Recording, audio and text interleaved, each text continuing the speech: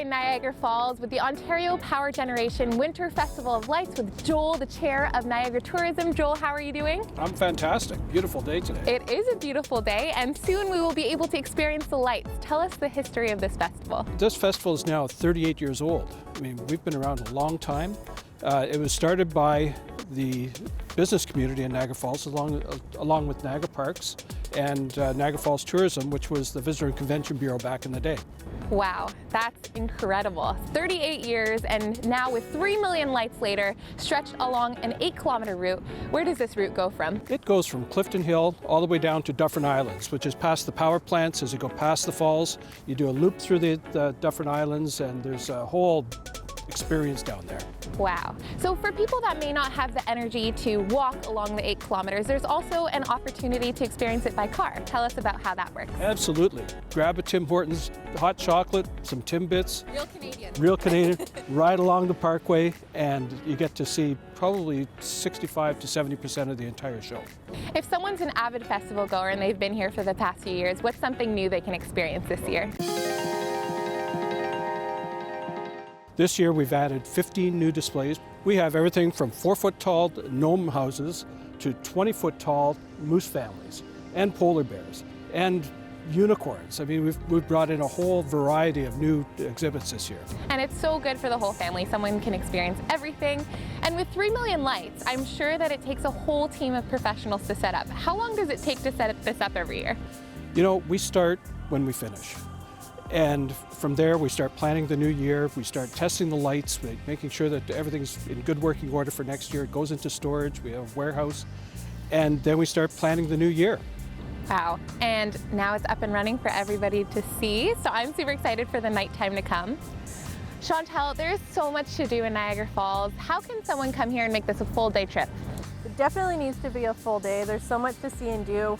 What I love about the winter season in Niagara Falls is that there are activities that people don't expect. Example, if you're feeling adventurous, you can head over here to the zip line. Zip line is still open in the fall and into the winter season. If you want to be a little bit more tropical and get out of the cold, Bird Kingdom, Butterfly Conservatory, even the Floral Show House, which has an amazing poinsettia show, is definitely something you'll want to check out.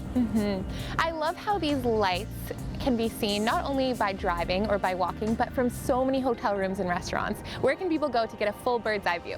Absolutely, there's so many incredible spots to see. You really need to make it an overnight staycation to take it all in. From the top of the Skylon Tower to being nice and warm and cozy in your hotel room. It's definitely a great spot to not only see the festival lights, but also see the fall's illumination and to be able to see the sunrise in the morning. And I love also how this is kind of a choose your own adventure. You offer 3 different walking options for people online. Tell us about those 3 routes. We decided to create some walking routes this year because there are so many light displays. So really what you can do is pick the displays you really want to see, pick a route that works best for you, or you can also create your own, like you said. So the routes also include tips for parking, tips for dining, and tips for other activities to do on that route. And with 3 million lights, there are so many exhibits to see, like the 15 Canadian wildlife displays. What other highlights do you have here as well? The 3D animals are definitely a favorite. Everybody loves those. Some of my favorite things on the festival are really all of the trees that are beautifully wrapped in lights. They really add that magic. I want to make this a yearly tradition. This is so great for families and couples. Where can I go to find out more information about this every year? Your go-to spot is WFOL.com. That's the festival website. As Joe mentioned, we start planning next year's festival before this one even ends.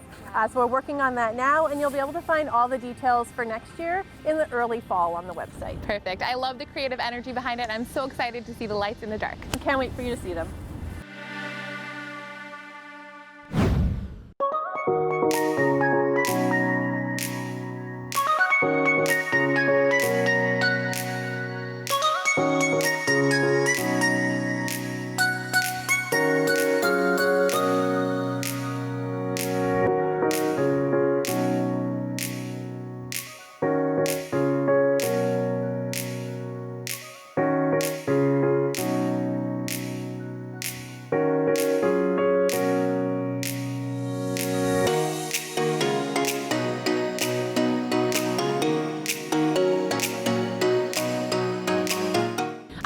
this is such a great activity because social distancing is at play. So you can walk around and see people, but also be separated from them as well. You are in a park that is kilometers upon kilometers long and hectare after hectare wide. There is a lot of room to move around, to find your own space, be with your family, and play safe.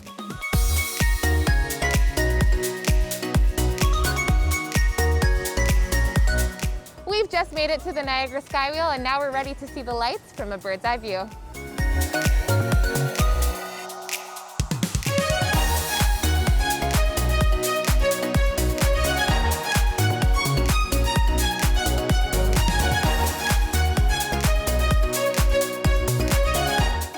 So what is your favorite part about seeing the lights go up every year?